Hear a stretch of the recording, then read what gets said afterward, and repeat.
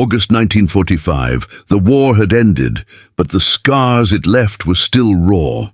The announcement of Japan's surrender had traveled across oceans and continents, shaking entire nations with its weight. In villages and cities, people wept, cheered, or sat stunned. But in the corners of the Pacific, where the remnants of war still lingered, there was only silence, fear, and uncertainty. In the stillness of a prison camp in the Philippines, a group of female Japanese prisoners of war sat quietly in a cramped barrack, their backs pressed against the wooden walls, their knees drawn to their chests. They had been taken during the final days of fighting, swept up as stragglers when surrender became inevitable. For weeks, they had been caught in limbo, neither sure of their fate nor of the world beyond the barbed wire. The air was hot and heavy, and with every sound of boots on gravel outside, they flinched, bracing for what they thought was coming. They had been raised and trained under a single brutal belief: Americans were merciless.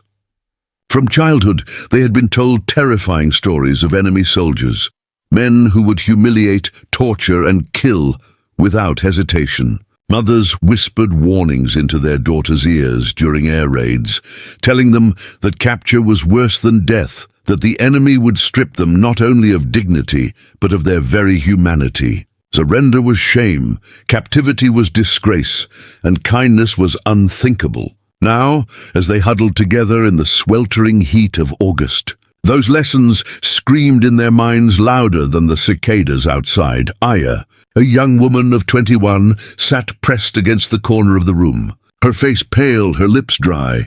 She clutched the sleeve of her closest friend, Keiko, whose eyes darted toward the door each time a shadow passed. Aya could feel her heartbeat pounding in her chest, louder than the muffled voices of the guards outside. She whispered, barely moving her lips, "They'll punish us." "That's what they do. They'll make us suffer before they end it." Her voice cracked as she spoke, and Keiko squeezed her hand tightly, but could not find the strength to offer a comforting reply. The air inside was suffocating, thick with fear and sweat. Some of the older women sat silently, their faces unreadable masks of resignation. They had seen enough war to understand that suffering was never far away. Others whispered prayers under their breath, clinging to faith as though words alone might shield them from cruelty. The younger women, many barely out of their teens, looked at one another with wide, fearful eyes, some trembling so violently they could not stay still. They had grown up in a world where death had become a daily visitor. Yet captivity felt like a fate worse than the bombs and bullets they had escaped. Then came the sound that made every heart stop, the heavy creak of the gates opening. The iron groaned as if it too carried the weight of war, and beyond it footsteps approached. The sound of boots crunching against the gravel filled the air, slow, steady, deliberate. The prisoners tensed, their bodies instinctively shrinking back, pressing closer together, as though they could disappear into the walls. Aya's breath caught in her throat, her fingernails digging into her palms, so hard she could feel the sting of broken skin. The door swung open, and the sudden flood of sunlight blinded them for a moment. Silhouetted in the brightness stood several American guards. Their uniforms were crisp despite the humidity, their expressions unreadable. Aya's chest tightened, her mind screaming with the images she had been taught, faceless monsters with cold hands ready to strike. For a few endless seconds no one moved. The women sat frozen, their fear so thick it felt like another presence in the room. One of the guards stepped forward. He was tall, his helmet casting a shadow across his face, but his posture carried no aggression. He did not bark orders, did not lift his weapon, did not curse at them as Aya had imagined he would. Instead, he motioned for the women to come forward, his voice steady but calm. The words were foreign to them, but the tone, gentle, patient, was unmistakable. Aya blinked, confusion flickering through her fear. This was not what she expected.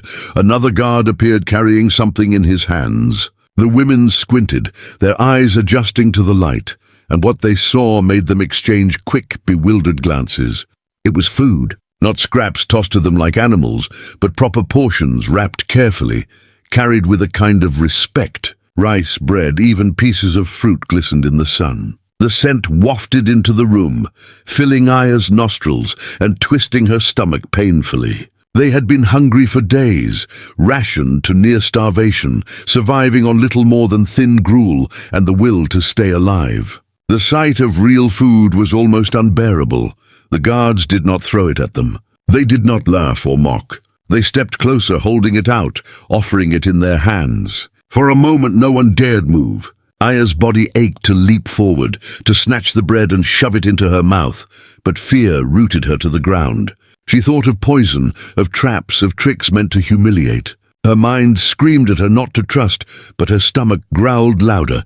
One of the older women finally shuffled forward, her steps trembling, her eyes darting nervously as though each movement might be her last. A guard extended his hand, placing a small portion gently into hers. She flinched, expecting a sudden strike, but none came. Instead, the guard nodded slightly, as though encouraging her. She looked down at the food in her palm, her lips trembling, then back up at the man before her. For the first time, she saw his eyes clearly, not cold, not cruel, but tired, almost weary, as though he too had seen enough suffering for a lifetime.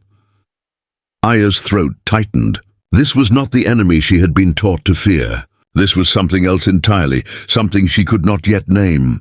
More guards entered, carrying water canisters. They set them down carefully, motioning for the women to drink first before anything else. The sound of water sloshing was unbearable to those whose throats burned from thirst. The prisoners hesitated, exchanging quick, uncertain glances, but the guards waited patiently, showing no sign of impatience or force. One by one, the women reached for the canisters, lifting them with shaking hands, gulping greedily at the life-saving liquid. Aya's turn came, and as the cool water touched her lips, she closed her eyes, the sensation almost overwhelming. For a moment, the fear ebbed, replaced by something she had not felt in years, relief.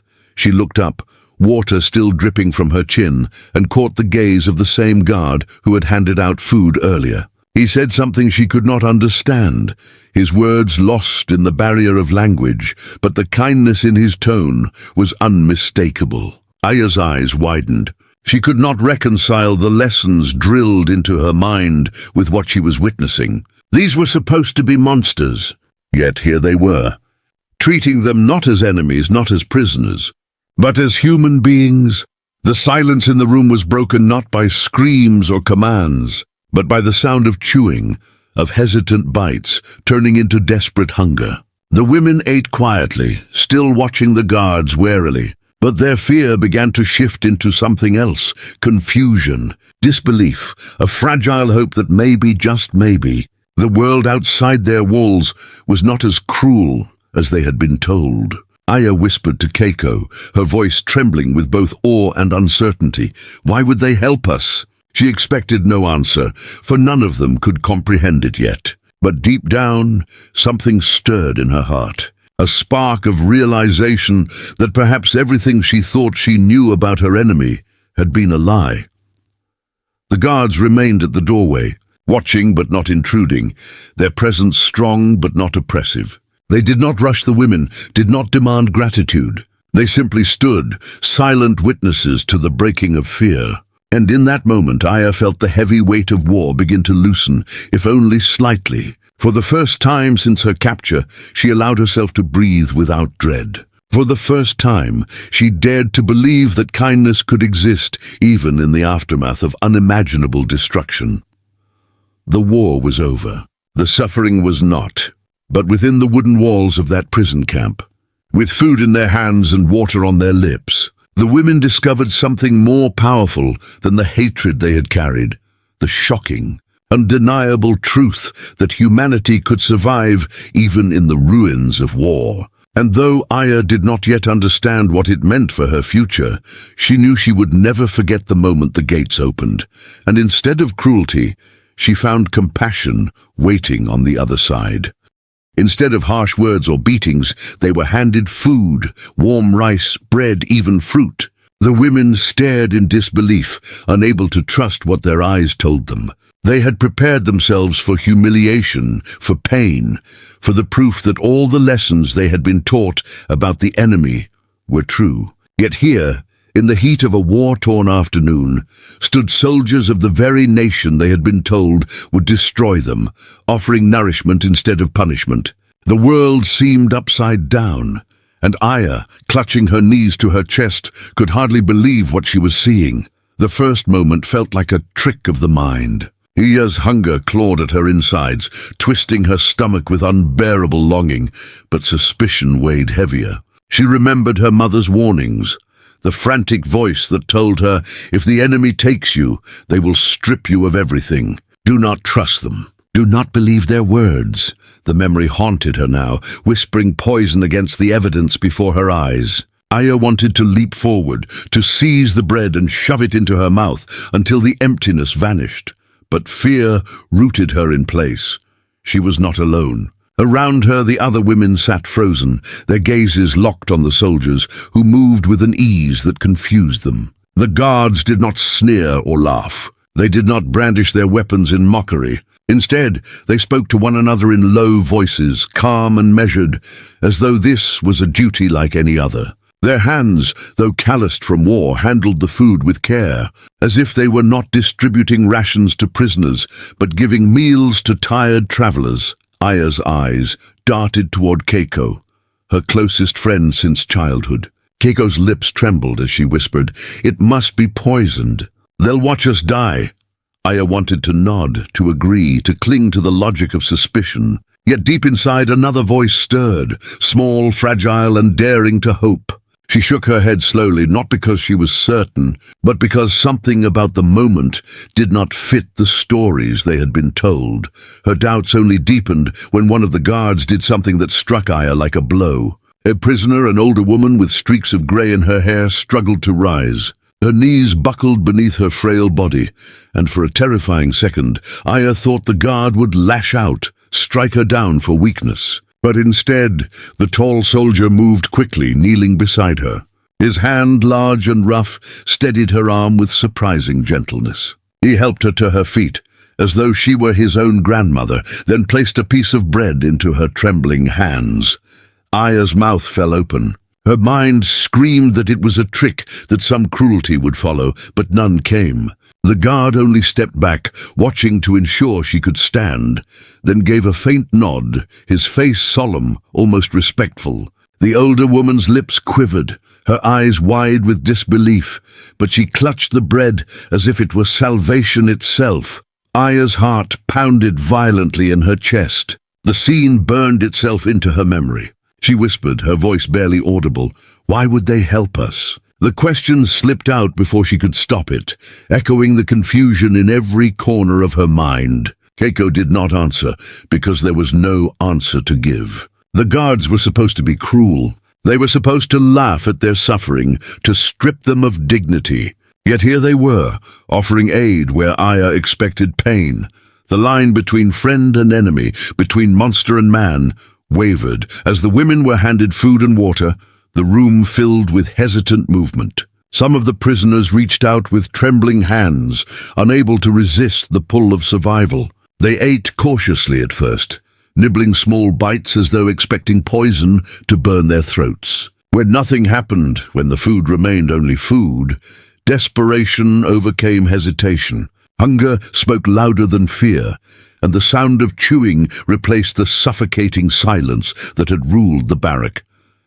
Aya held a piece of bread in her hands, its crust still warm, its texture softer than anything she had tasted in months. She stared at it as if it were an illusion, afraid that if she blinked, it would vanish. Slowly, she lifted it to her lips, her heart pounding, and took a small bite. The flavor, though simple, overwhelmed her senses. Her eyes stung with sudden tears. It was not poison. It was kindness, plain and undeniable. The guards brought water next, pouring it carefully into tin cups and placing them within reach of the women. Aya's hands shook as she took hers, the cool liquid sloshing dangerously close to the rim. When she drank, the sensation was almost unbearable. Her dry throat soaked in relief, her body trembling with gratitude she could not voice. She lowered the cup and exhaled, her chest rising and falling as though she had been pulled from drowning. But it was not only the food or the water that stunned her. It was the way the guards carried themselves. Their faces were not twisted with hatred. Their voices were not sharp with cruelty. They looked at the women with a calmness Aya could not comprehend. She expected to see disdain, perhaps contempt, but instead she found something closer to tired compassion. The war had carved lines into their faces, left shadows in their eyes. But in those same eyes, Aya saw something she never imagined she would find: recognition. It was as though, in that moment, the Americans no longer saw prisoners, but people. Aya could not stop staring at the guard who had helped the older woman. His hands had been steady, his eyes focused, his movements careful. She imagined his life before the war, wondered if he had a mother waiting for him in some small town across the ocean, if he had once known laughter instead of gunfire. He looked nothing like the monster she had been told about. He looked like a man who wanted the war to be over just as much as they did. Around her, whispers spread among the women. Some still muttered suspicions, clinging to fear because it was safer than hope. Others ate in silence, their tears falling onto their food as if shamed by the very act of accepting it. A few lifted their eyes toward the guards with something Aya recognized: confusion mixed with gratitude. None of them had expected this, and it unsettled them as much as it comforted them. Aya finished her bread slowly, savoring every bite, then looked down at her hands. They trembled still, but not from hunger, from realization. The world she had been taught was collapsing around her. The neat lines between friend and foe blurred until she could not tell which side she stood on. For the first time since her capture, she felt something she did not know if she could trust. A fragile, dangerous sense of safety. She turned to Keiko, her eyes wide, and whispered again, "Why would they help us?" Keiko swallowed hard, her lips pressed into a thin line. Maybe we were lied to." The words hung in the air like smoke. Aya wanted to dismiss them, to deny them, but her heart clenched because she knew they carried truth. Perhaps they had been lied to. Perhaps the enemy was not what their leaders had painted him to be. As the guards stepped back, leaving the women to their meal, Aya could not take her eyes off them. They spoke quietly to each other, their weapons slung loosely at their sides, their posture relaxed but alert. They did not loom like conquerors. They did not behave like executioners. They looked like men who, in another life, might have sat at a table with them, sharing a meal without war between them. Aya felt her chest tighten with emotions she could not name. Relief, yes, but also sorrow, and something close to shame. She thought of the hatred she had carried, the images of cruelty she had believed without question. She thought of her mother's warnings, her teacher's lessons, the voices of her country telling her that the Americans were demons. Yet standing before her were not demons. They were men, weary but kind, their humanity shining through the shadows of war. That night, as Aya lay on the hard wooden floor of the barrack, she could not sleep. Her body was no longer tortured by hunger, but her mind was restless. The image of the guard helping the older woman replayed in her thoughts again and again. She felt the bread on her tongue, the water sliding down her throat, and with it, the truth she could no longer ignore. Her world had changed in an instant, and though she did not yet know what it meant, Aya knew she would never look at her captors the same way again. For in their simple act of kindness, they had torn apart the walls of hatred she had built, leaving her to face a new, unsettling reality. The enemy she had feared might be more human than she had ever imagined. Days passed and kindness became routine. What Aya and the other women had first thought was a trick soon revealed itself to be something astonishingly steady. Each morning, the guards came with food.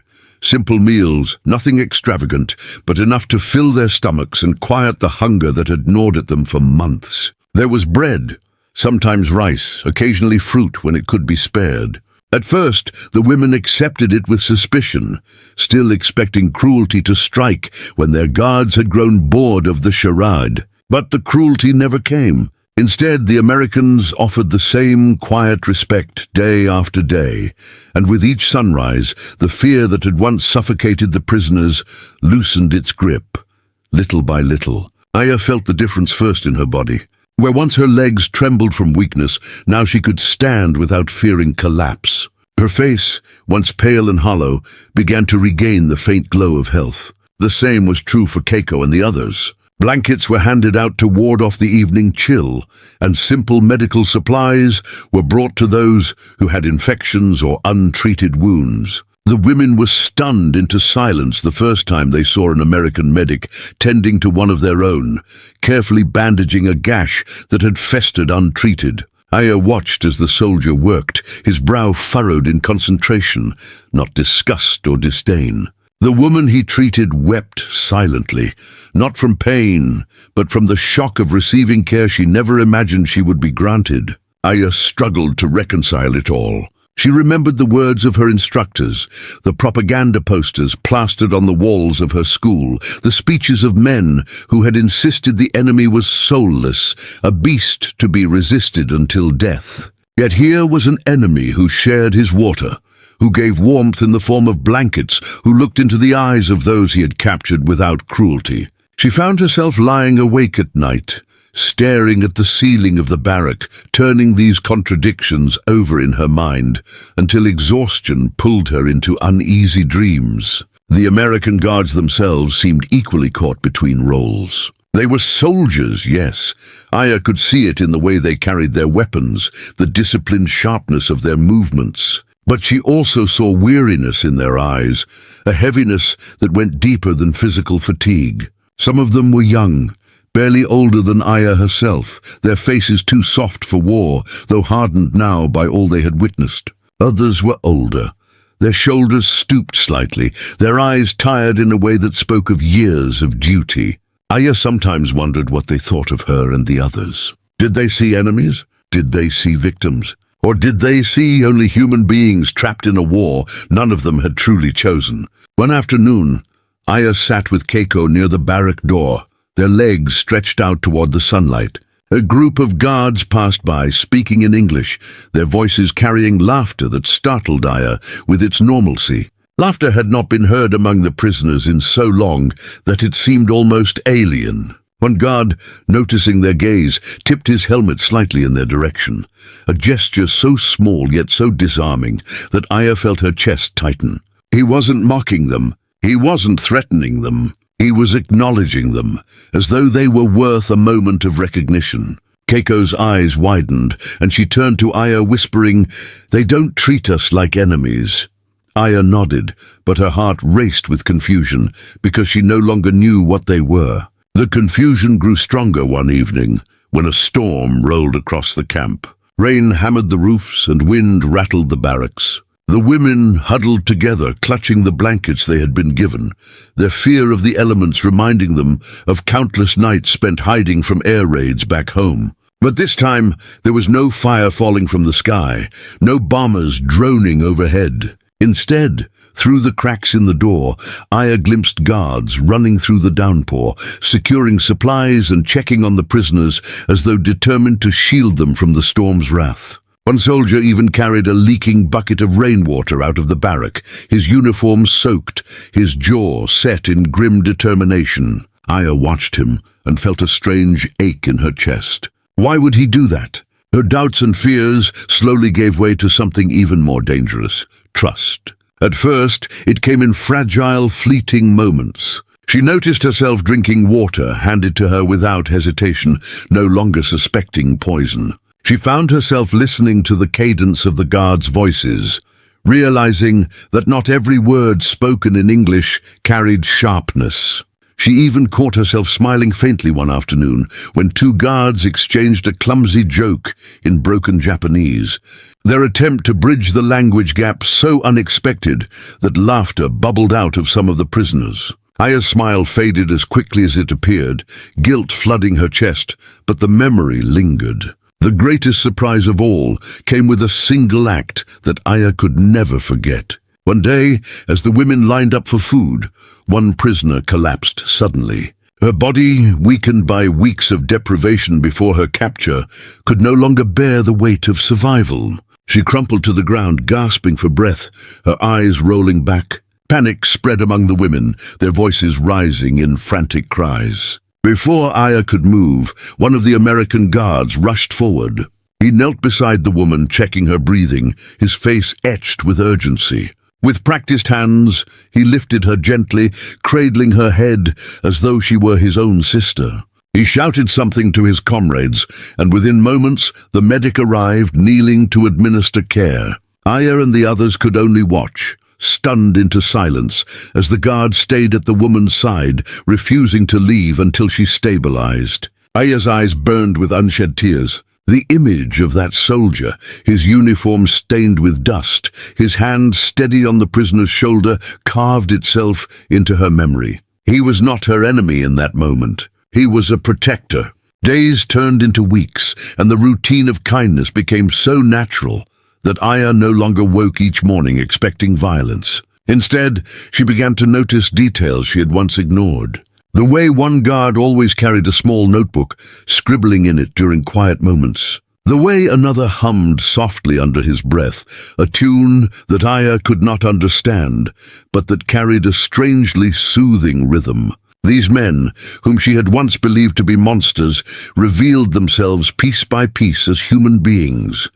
Flawed, weary, but undeniably human. At night, Aya wrestled with shame.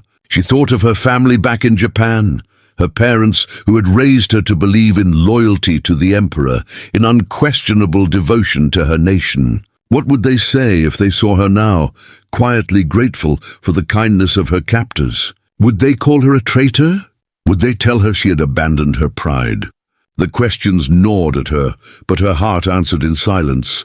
Kindness was not betrayal. Kindness was survival. And yet, the most unsettling change was not in her body, not in her surroundings, but in her heart. Aya felt something dangerous growing there, empathy. She began to imagine the lives of the guards beyond the barbed wire. Perhaps the young one with bright eyes had a sweetheart waiting back home, letters tucked into his pack.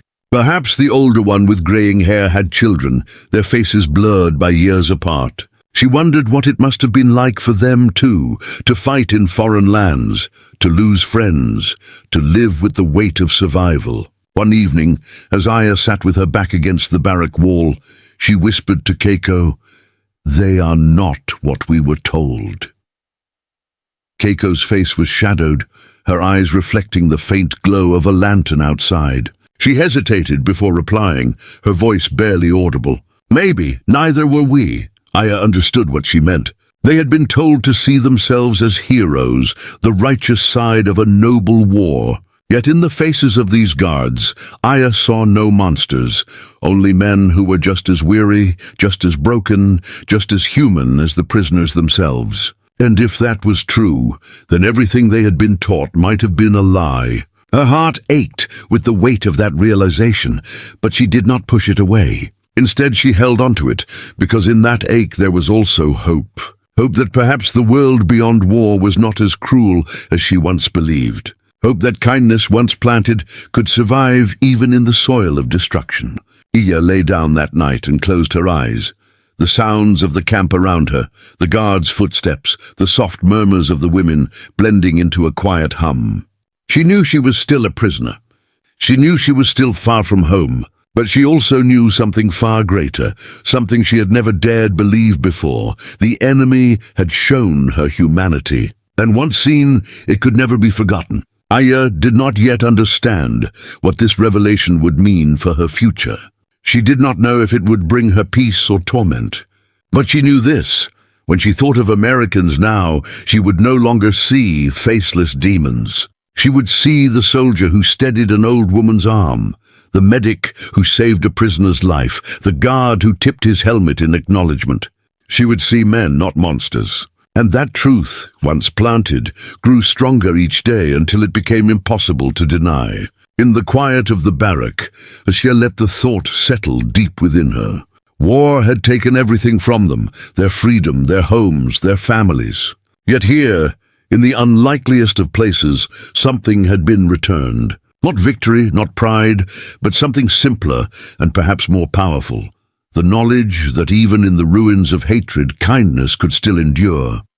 When the women were finally released, the air outside the camp felt unreal, like stepping into a dream. The gates that had once clanged shut behind them now stood open, and beyond them lay a horizon that seemed wider than the ocean. Aya paused at the threshold, her feet rooted in the dust, her eyes stinging as sunlight poured across her face. For months she had stared at those gates, imagining nothing beyond them but fear, shame, or death. Yet here she was, free to walk through them, her heart trembling with a mix of gratitude and sorrow that no words could capture. The moment of release was quiet, almost reverent. No fanfare, no harsh commands, no mocking farewells. The guards stood at attention, their weapons slung casually at their sides, their eyes watchful but not unkind. Aya looked at them, and her throat tightened. She had expected anger when freedom came, perhaps curses, perhaps humiliation, perhaps a cruel reminder of her status as the defeated. Instead, what she saw were faces as tired as her own, men who seemed relieved not because they were rid of prisoners, but because they had given them back their lives. The women stepped forward hesitantly, their bare feet leaving imprints in the earth. Some cried softly, tears streaming down cheeks hollowed by months of hunger. Others held their heads high, forcing dignity into their posture, even as their bodies trembled. Aya's own steps felt like walking on unsteady ground, each movement a reminder that the war was over, though its weight still pressed upon her shoulders. When they were all outside, Aya turned. She did not know why she did it, perhaps some invisible pull, perhaps the need to face what had changed her.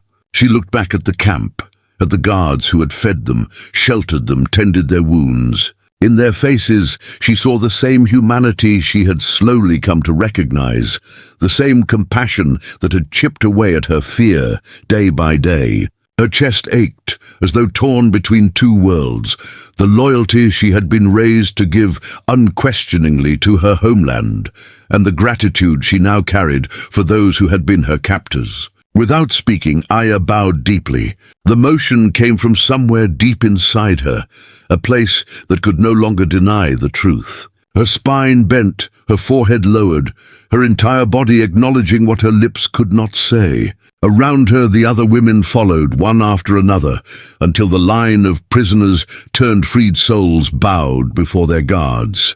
It was not submission. It was not surrender.